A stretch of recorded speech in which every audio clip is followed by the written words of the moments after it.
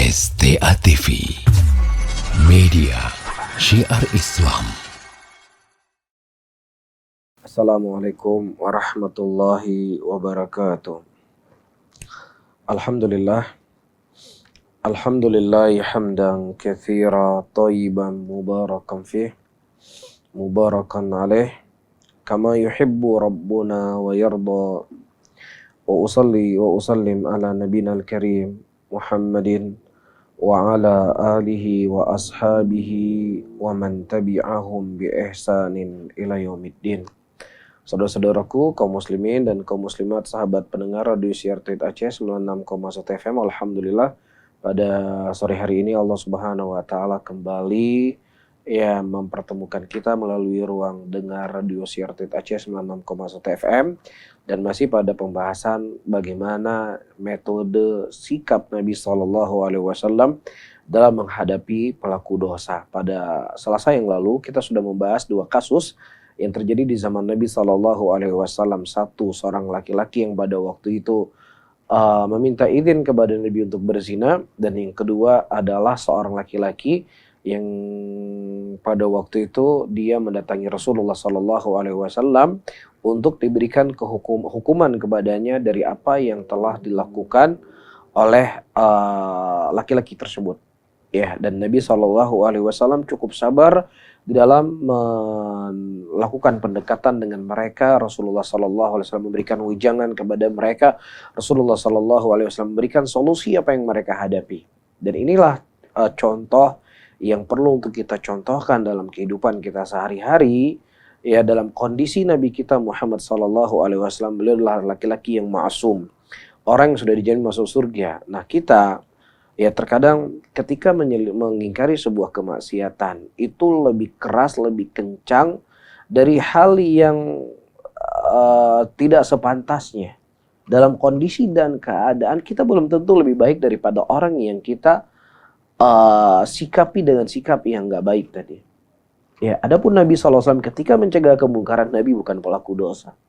Bisa saja hari ini kita mencegah sebuah kemungkaran, yang mana kemungkaran tersebut nampak dari seseorang yang kita juga sebenarnya berbuat dosa, tapi dosa kita tidak terlihat sebagaimana dia terlihat. Nah, disinilah seharusnya kita harus lebih bersikap rahmat. Makanya ketika datang seseorang kepada Yazid bin Muawiyah. Yazid bin Muawiyah dikenal dengan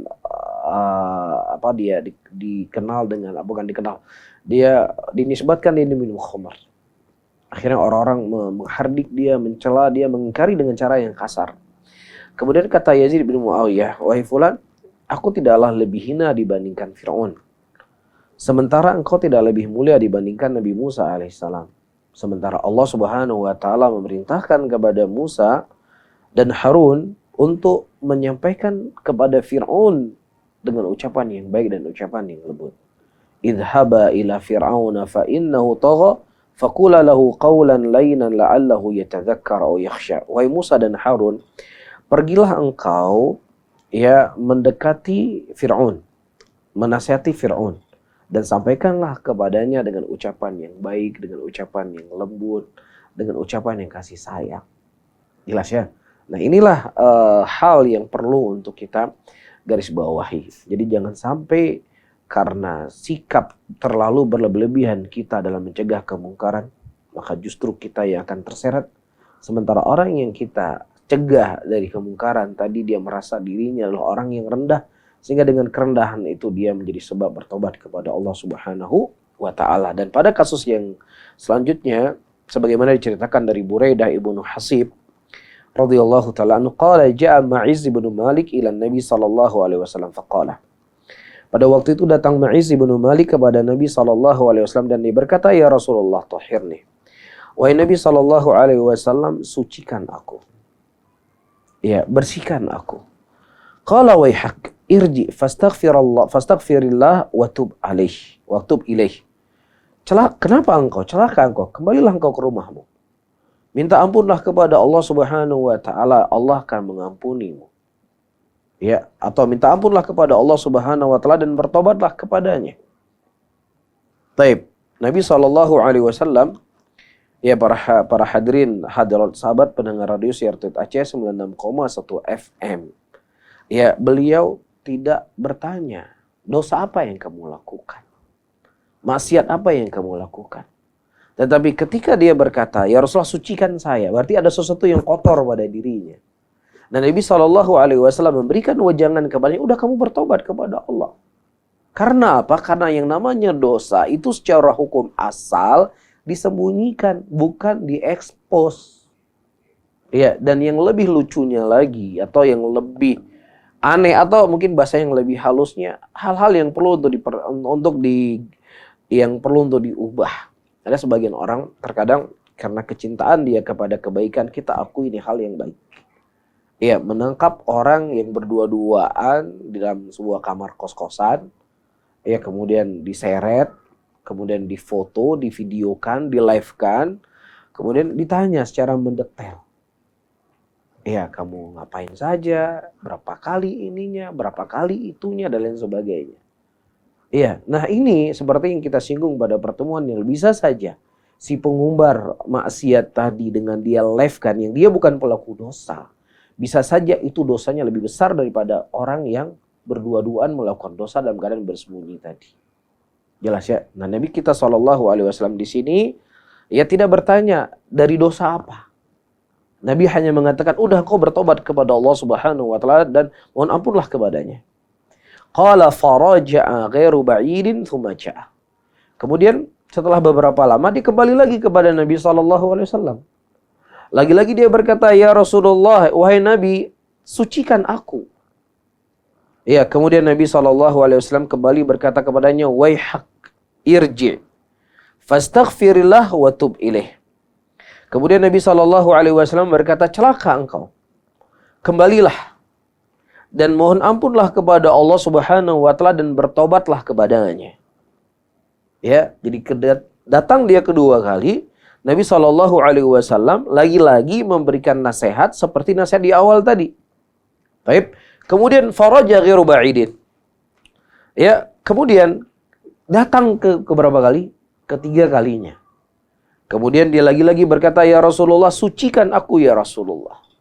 Nah, ketiga kalinya baru Nabi SAW mengatakan, ya, ketiga kalinya Rasulullah masih berkata dengan ucapan yang sama. Irji fastaghfirillah wa tub ilaih. Taib. Ya, hatta idza kanat rabi'ah. Ketika datang keempat kalinya, Rasulullah SAW baru bertanya kepadanya, fima atutahhiruka. Dari apa aku membersihkan engkau? Dari apa aku mensucikan engkau? Faqala minaz zina.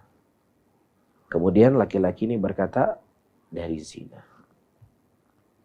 Fasa'ala qaumuhu. Kemudian kaum yang ada di sekitar Nabi SAW, para sahabat yang ada di sekitar Nabi berkata, amajunun hadza? Amajununhu? Ya, apakah ini orang gila? Kok bisa-bisanya dia mengaku kalau di depan Nabi SAW dia telah berbuat zina? Laisa bibas, sepertinya dia nggak gila. Atau kalau dia nggak gila, faqala asyrabu khamran. Apakah dia itu minum khamar? Faqala rajulun fastanqahu falam yajid minhu riha khamrin. Kemudian dekatilah laki-laki tersebut, kira-kira di mulutnya ada bau khamar enggak? Ya, karena mungkin dia gila atau mungkin dia sedang mabuk, sedang teler, saya berzina, kan seperti itu. Taib, faqala Nabi SAW. Kemudian Rasulullah kembali bertanya, azanita. Apakah benar kau berzina? Faqala, na'am. Iya, saya telah berzina ya Rasulullah. Qala la'allaka qabbalta au ghammazta au nadharta. Mungkin kau enggak berzina.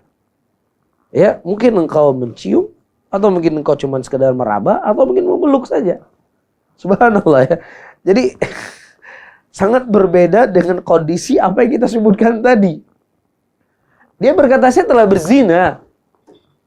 Nabi mengatakan, mungkin engkau cuma memeluknya dia, nggak sampai berzina. Mungkin engkau berpikir kan, mungkin dalam sebuah hadis Rasulullah mengatakan, ada zina mata, ada zina hati, ada zina tangan, kan seperti itu. Nah, mungkin Nabi mungkin maksudnya dia zina, yaitu zina mata. Makanya Nabi SAW mengatakan, apakah engkau mungkin cuma sekedar melihat dia? Kemudian dia berkata, qala la ya Rasulullah, tidak wahai Rasulullah. Al ahsanta. Kemudian dikatakan, apakah engkau telah menikah? Qala nam, iya saya telah menikah. Qala fa inda dzalika amara bi rajmihi. Kemudian setelah dia diketahui bukan gila, kemudian dia diketahui ya tidak mabuk, ya berarti dia mengucapkan dia telah berzina dengan iktiraf dengan akal sehat dan dia sadar. Taib. Kemudian Nabi SAW bertanya kepadanya, apakah engkau pernah menikah? Kemudian dia berkata, iya saya sudah pernah menikah. Kemudian kata Nabi SAW, atau kemudian diperintahkan dia untuk dirajam. Qala fantalaqna bihi ilal baqi gharqat fama awthaqnahu wala hafarna lahu faramainahu bil azam wal mudri wal khazaf. Ya, kemudian mereka berangkat ke Baqi pada waktu itu. Ya, kemudian digalilah apa yang bisa digali. Ya, kemudian pada waktu itu dilemparlah dia dengan batu yang besar. Fashtadda washtadna khalfahu hatta ata arad al-hirrah fantasaba lana faramainahu bihjalamit ya al-hirrah hatta mat. Nah, ketika dia semakin mengerang, kemudian kami semakin keras melempar batu kepadanya sampai kami mengetahui dia telah meninggal. Fadzakaru dzalika li Rasulillah sallallahu alaihi wasallam anna farahina wajadda massal hijarah wa massal maut faqala Rasulullah sallallahu alaihi wasallam hal taraktumuhu la ayatuba fayatubullah alaihi. Jadi ketika dilihat batu pada waktu itu dia memang ada keinginan untuk lari. Wah, ini batu mau dirajam saya. Ya, kemudian kata Nabi sallallahu alaihi wasallam hal taraktumuhu, bukankah tidaklah kalian membiarkan dia untuk lari? Mungkin dia akan bertobat kepada Allah Subhanahu wa taala dan Allah akan memberikan tobat kepadanya. Kana nas ya minhu fariqatain qailun yaqul laqad halaka laqad ahat bihi qati'atuhu wa qailun yaqul ma taubatun afdal min taubatin ma'iz anu jalan Nabi sallallahu alaihi wasallam fawada yadu ila yadayhi thumma qala uqtulni bil hijarah dan seterusnya. Baik, nah di sini para hadirin dan hadirat rahimani rahimakumullah, apa faedah yang bisa kita petik? Faedah yang bisa kita petik. Iya. Sebagaimana disebutkan oleh Syekhul Islam Ibnu Taimiyah rahimahullah dari zaman Syekhul Islam sampai hari ini.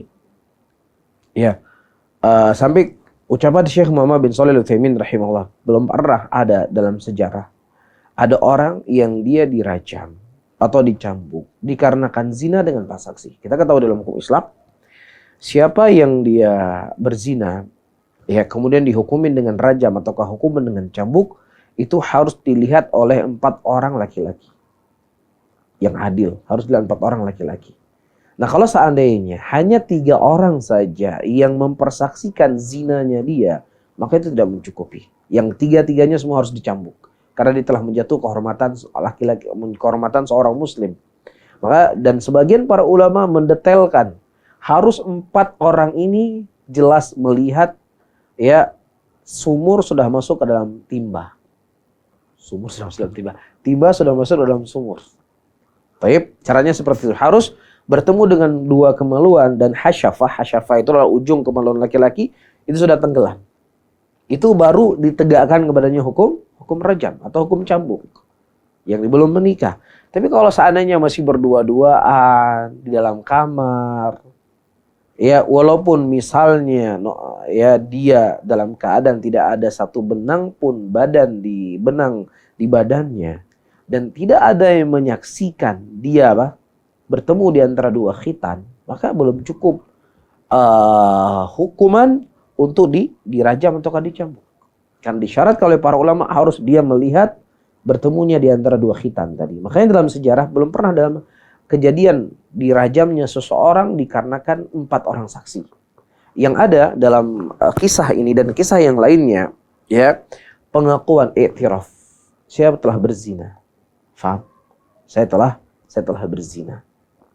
Baik, nah ini menunjukkan kepada kita seseorang tidak boleh sembarangan menuduh orang lain berbuat zina. Karena siapa yang menuduh seseorang berbuat zina dan dia tidak bisa mendatangkan 4 saksi, dia harus dicambuk dengan 80 kali cambukan. Dan ini hukuman yang berat. Ini bukan hukuman yang ringan, ini hukuman yang berat. Bisa difahami ya? Yang kedua, faedah yang bisa kita petik, seseorang ketika dia berbuat dosa, ketika dia berbuat maksiat, hukum asalnya dia menyembunyikan dosanya antara dia dengan Allah Subhanahu wa taala. Ya, jadi ini masalahnya. Mana yang lebih afdol? Dia menyembunyikan dosanya atau dia melaporkan kepada pihak yang berwajib atau kepada pemerintah atau kepada hakim dari perbuatan yang telah dilakukan tadi. Ketika itu urusannya dengan dia pribadi. Faham? Tapi kalau dia urusannya membunuh, dia hak manusia di situ. Dia harus datang lapor. Tapi ketika maksudnya hak pribadi dia berzina, dia minum khamar dan lain sebagainya. Ya hukum asalnya dia menyembunyikan dirinya. Menyembunyikan dalam arti kata antara dia dengan Allah Subhanahu wa taala, cukup dia bertobat di situ. Kenapa saya katakan demikian? Rasulullah SAW ketika laki-laki tadi dia mengaku dia telah berbuat sebuah dosa dan ingin disucikan, Nabi SAW baru keempat kalinya dia datang. Rasulullah mengatakan, dari apa saya ingin mensucikan engkau? Bisa difahami di sini. Nah ini adalah dalil yang dijadikan oleh para ulama. Seseorang itu hukum asalnya dia menyembunyikan antara dia dengan Allah dosa dan dia minta ampun kepada Allah itu lebih baik daripada dia melapor ke hakim. Kecuali misalkan dalam kondisi dia berbuat dosa, ini kalau saya sembunyikan terus menerus saya jatuh lagi dengan dosa. Ya, jatuh lagi dengan zina, dan saya khawatir saya akan mati dalam keadaan berbuat zina. Ya sudah akhirnya Pak. Akhirnya dia ya dalam kondisi seperti ini lebih baik dia melapor supaya dia bisa jera dengan perbuatan zina tersebut dengan hukuman yang setimpal yang diberikan kepadanya. Bisa difahami? Dan yang ketiga, seseorang yang memang ingin menegakkan hukum Islam, maka mudahkanlah dengan metode Islam itu sendiri. Ya, jangan sampai kemungkaran yang dilakukan oleh seseorang secara diam-diam, kemudian Anda expose, Anda videokan, Anda live-kan. Anda tanya dengan pertanyaan-pertanyaan yang kemudian dia mendetailkan bagaimana dia berzina. Ya, maka ini adalah sesuatu perkara yang besar dampaknya dan akibatnya di sisi Allah Subhanahu wa taala. Belum lagi orang yang nonton, anak-anak kecil yang menghayal gimana berzina tersebut. Bisa difahami ya? Ini menunjukkan kepada kita bahwasanya segala sesuatu itu membutuhkan ilmu. Sesuatu itu nggak bisa hanya sekedar semangat, tapi sesuatu itu membutuhkan dari ilmu itu sendiri. Wallahu ta'ala alam bisawab. Mungkin kita akan lebih banyak waktu untuk berdiskusi dari soal yang masuk. Wallahu ta'ala alam bisawab. Barakallahu fikum wa jazakumullahu khairan. Baik, jazakallahu khairan Ustaz. Para pendengar radio Syiar Tauhid Aceh, alhamdulillah baru saja telah kita simak kajian yang telah disampaikan oleh Ustaz, dan di saat ini kita masuk ke sesi tanya jawab kita. Baik, kita bacakan pertanyaan pertama Ustaz. Assalamualaikum Ustaz. Waalaikumsalam warahmatullahi wabarakatuh. Saya ingin bertanya, bagaimana tingkatan dosa jika kita membicarakan orang lain? Bagaimana menasihati teman sesama akhwat jika sudah berkumpul pasti tidak lepas dari berbicara untuk orang lain? Baik. Para hadirin dan hadirat rahimani rahimakumullah. Dosa itu dibagi menjadi dua. Ada dosa yang sifatnya dia lakukan secara sembunyi-sembunyi. Ada dosa yang sifatnya dia lakukan secara terang-terangan. Ketika seseorang melakukan dosa dalam keadaan sembunyi-sembunyi, ya, maka tidak boleh dalam kondisi seperti ini seseorang menyebutkan, membuka aib apa yang tersembunyi tersebut. Namun kalau seandainya dosanya dilakukan secara terang-terangan, dalam arti kata dia bangga dengan dosa yang dia lakukan, dia senang dengan maksiat yang dilakukan, ya, berarti dia sendiri yang membuka aibnya. Maka dalam kondisi seperti ini tidak ada masalah seseorang menyebutkan si fulan demikian. Bisa difahami? Nah, apalagi ketika berketerkaitan dengan manusia yang lainnya. Apa? Dosa berupa syubhat, kebidahan yang disebarkan di tengah-tengah umat manusia. Yang disebarkan melalui video, disebarkan melalui tulisan, disebarkan melalui media sosial. Yang ini akan memberikan dampak yang jelek kepada masyarakat yang luas. Maka dalam kondisi seperti ini, orang-orang yang punya ilmu wajib untuk mengingkari dan membantah dari ucapan-ucapan batilnya tersebut. Ya, agar manusia bisa terhindarkan dari kesesatannya dan penyimpangannya. Baik. Namun, ya saya tambah di sini satu lagi, saya tambah perkara yang lainnya, ketika di sana bukan dosa tapi aib. Ya seseorang itu nggak suka untuk diceritakan, misalnya, mohon maaf lah ya, misalnya ibu-ibu atau ummahat kemana-mana kan pakai jilbab. Nah kebetulan misalnya ketika dia ikut kajian dan lain sebagainya, dia mungkin mau wudu, kemudian dia buka jilbabnya, ternyata rambutnya keribu misalnya. Kemudian jadi bahan omongan. Ya itu ukhti itu kalau pakai jilbab nilainya 9, pas buka jilbab rambutnya keribu udah jadi 5. Ini aib, nggak boleh, itu ghibah namanya. Ya, dan telah datang ayat-ayat Quran, hadis-hadis Rasulullah Sallallahu Alaihi Wasallam akan besarnya dosa ghibah ini. Apalagi yang berketerkaitan dengan fisik. Allah Subhanahu Wa Taala mengibaratkan seperti orang yang makan daging, yang memakan bangkai saudaranya sendiri. Jelas. Ya, ini dosa besar, ini bukan dosa kecil. Makanya Ibnu Qayyim rahimahullahu taala menyebutkan, ya, orang-orang yang mereka istiqomah, mereka sanggup menahan diri tidak berzina, sanggup menahan diri tidak makan riba, sanggup untuk menahan diri tidak mencuri dan lain sebagainya. Tetapi terkadang sedikit di antara orang-orang yang istiqomah yang bisa menjaga lisannya daripada dosa-dosa lisan, ghibah, namimah dan yang semisalnya. Dan perlu diketahui teman-teman semuanya, perlu diketahui. Ya, ketika Anda memang tidak suka menggibahi orang, tetapi Anda suka sekali mendengar orang lain menggibahi orang lain di depan Anda.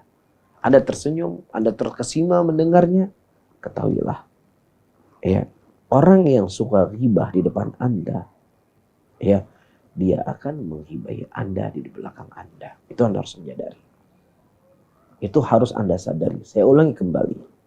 Orang yang biasanya suka ghibah, ya, dia pasti mencari media kan, mencari teman untuk dia menceritakan ghibah tadi.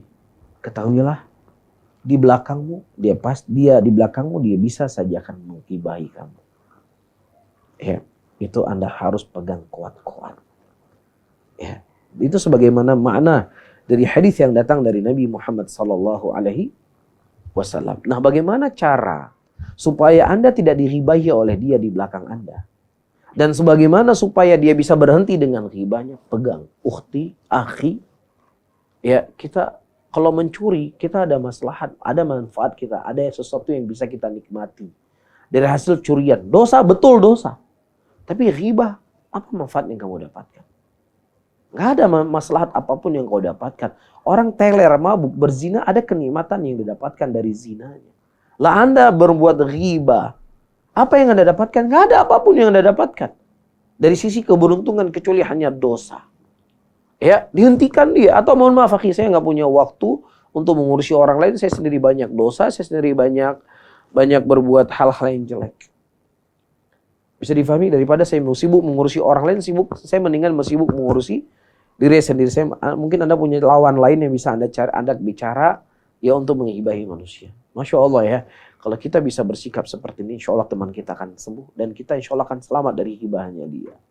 Karena semakin banyak kita sering mendengar hibah, maka akan semakin banyak orang akan menghibahi kita. Bisa difahami maksud saya ya? Baik, wallahu a'lam bishawab. Baik, jazakallah khairan Ustaz. Kita masuk ke pertanyaan kedua. Ada Ummu Khufairo dari Kaju. Jika anak dan ibu sedang dalam keadaan saling marah, terus kita sebagai seorang ibu timbul rasa benci di hati.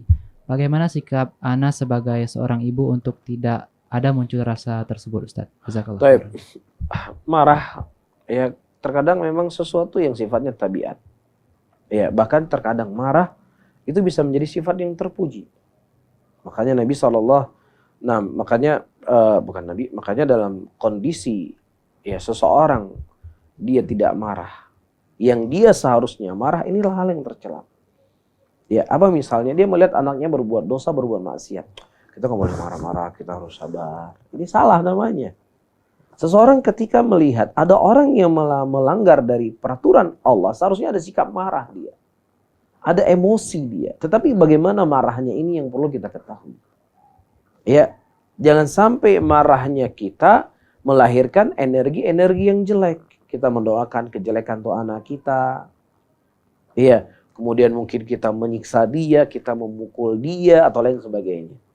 Ya, nah, marah adalah satu titik atau satu sisi dan menyelesaikan masalah apa yang dilakukan dari kesalahannya dengan kita doa, dengan kita nasihati dia dan seterusnya, ini perkara lainnya. Tapi kalau seandainya si anak itu kemarahannya atau si anak berbuat sesuatu yang orang tua sebenarnya nggak perlu marah, ya, Ya, seharusnya nggak perlu marah. Tapi dia tetap marah di situ. Kemudian dia omongan yang jelek, sebut nama binatang dan lain sebagainya. Maka ini sesuatu yang nggak baik. Ini sesuatu yang tercela. Bisa difahami ya? Nah, wallahu ta'ala a'lam. Barakallahu fikum. Baik, kita ke pertanyaan berikutnya. Bismillah, Ustadz, apakah diperbolehkan dalam Islam mereka berbuat dosa, misalnya mencuri dan dosa-dosa lainnya? Kemudian kita mencaci maki para pelaku dosa tersebut. Taib, para hadirin dan hadirat rahimani rahimakumullah, kita sudah menyampaikan bagaimana sikap Nabi kita Muhammad sallallahu alaihi wasallam dalam menghadapi orang yang berbuat dosa dan orang berbuat maksiat. Yang ada bagi kita adalah mencegah kemungkarannya. Ya, dan kita menasihati dia dan memberikan pelajaran dengan cara yang baik. Adapun mencaci maki dan lain sebagainya, dia berbuat dosa, kita juga berbuat dosa. Dosa kita dengan caci maki, dosa dia dengan mencuri. Bisa difahami? Maka ini bukan cara maslahat.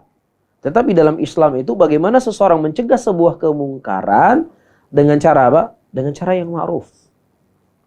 Ya, ada suatu hari diceritakan oleh Syekh Muhammad bin Shalih Al-Utsaimin rahimahullahu taala di majelis beliau. Ya, tentang seorang pencuri yang waktu itu masuk ke rumah Syekh bin Baz rahimahullahu taala. Baik. Ini yang ceritakan Syekh Muhammad bin Shalih Al-Utsaimin. Kemudian masuk dia ke rumah Syekh bin Baz rahimahullah. Nah, pada waktu itu ketahuan masuk maling ke rumah Syekh. Kemudian ditangkaplah maling tersebut. Kemudian Syekh tanya, kenapa engkau mencuri? Kemudian dia berkata, dia mencuri terpaksa karena dia punya tanggungan untuk anak-anaknya dan seterusnya. Kemudian menjelang waktu sholat, Syekh ajak dia pergi ke masjid untuk sholat. Taib. Nah, kemudian Syekh pada waktu itu ada kajian. Kemudian dia duduk di situ di majelis Syekh bin Baz rahimahullah. Dia nggak tahu kalau itulah ya rumah yang dia masuki, yang dia malingi lah rumah Syekh bin Baz rahimahullah ta'ala. Setelah dia melihat bagaimana santunnya Syekh, bagaimana Syekh memberikan harapan kepadanya, bagaimana Syekh memaafkan dia, memberikan udzur kepadanya. Ya akhirnya subhanallah, laki-laki yang menangis di majelisnya Syekh Muhammad bin Shalih Al-Utsaimin tadi adalah si pencuri yang masuk ke rumah Syekh bin Baz tadi. Subhanallah. Ya, jadi tadinya ingin mencuri, tadinya ingin melakukan dosa, akhirnya subhanallah menjadi penuntut ilmu. Ya, nah inilah hal-hal yang perlu kita kedepankan. Karena mereka adalah saudara kita yang perlu kita kasih nasihat untuk dia. Ya, sebagaimana yang telah kita sebutkan di awal pengajian kita, dalam melihat sebuah kemungkaran, kita melihat dari sisi iradah kauniyah dan iradah syariah agar kita di tengah-tengah dalam menyikapi sebuah dosa tersebut. Nah, Allahu a'lam. Jazakallahu khairan Ustaz. Kita masuk ke pertanyaan berikutnya. Assalamualaikum Ustaz. Waalaikumsalam warahmatullahi wabarakatuh. Qadarullah, saya pernah berbuat dosa mencuri barang. Kejadian tersebut sudah lama dan alhamdulillah saya sudah berusaha untuk bertaubat. Apakah ada nasihat bagi saya dalam hal mendapatkan taubat dari Allah, Ustaz? Taubat itu dengan beberapa syarat. Syarat yang pertama, dia taubat, dia menyesali apa yang dilakukan. Dia berniat untuk tidak mengulangi kembali dan dia meninggalkan di detik itu juga. Dan ketika itu ada berketerkaitannya dengan manusia yang lainnya, maka dia harus mengembalikan uang atau barang yang dicuri kepada pemiliknya. Kalau seandainya memang dia tidak mendapatkan lagi orang yang dia curi tadi, maka dia berikan kepada ahli warisnya. Ahli warisnya juga tidak dapatkan, maka dia niatkan sedekah tersebut kepada pemilik barang tadi. Nah, wallahu a'lam. Kita ke pertanyaan berikutnya. Assalamualaikum Ustaz. Waalaikumsalam. Barakallahu fiik Ustaz.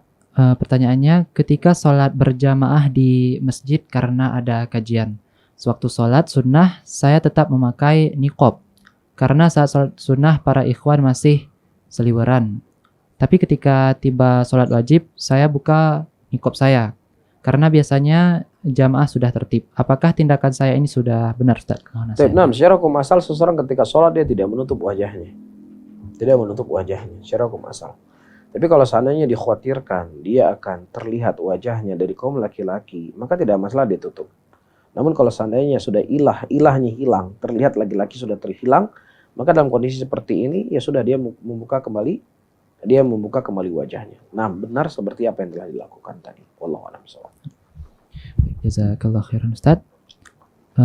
Pertanyaan berikutnya, Ustadz, apakah Islam mengajarkan tentang tata cara memberikan nasihat kepada orang lain? Qadarullah, ana pernah mendapatkan seseorang, beliau sudah berjalan di atas sunnah, tetapi dalam memberikan nasihat kepada orang dengan ucapan yang dapat menyakiti hati. Nah, pembahasan kita minggu yang lalu, Selasa yang lalu dengan Selasa hari ini adalah secuil hadis yang kita baca dari Nabi SAW. Bagaimana cara Nabi kita SAW memberikan nasihat. Bagaimana cara Nabi kita SAW memberikan wejangan. Bagaimana Nabi kita SAW memperbaiki sesuatu yang rusak. Ya, dan juga telah datang nas dalam Al-Quran Al-Karim. Fabima rahmatin minallahi lintalahum. Daripada rahmatnya Allah Subhanahu wa Ta'ala, engkau melakukan bersikap lembut dengan mereka. Engkau bersikap lembut dengan mereka. Taib. Dan seterusnya daripada ayat, kalau seandainya engkau bersikap keras dan kaku, maka manusia akan lari darimu. Dan juga Nabi SAW mengatakan, Inna rifqa la yakuna fi syai'in illa zana. Lemah lembut tidaklah terjadi pada sesuatu kecuali itu akan memperbaiki sesuatu tersebut.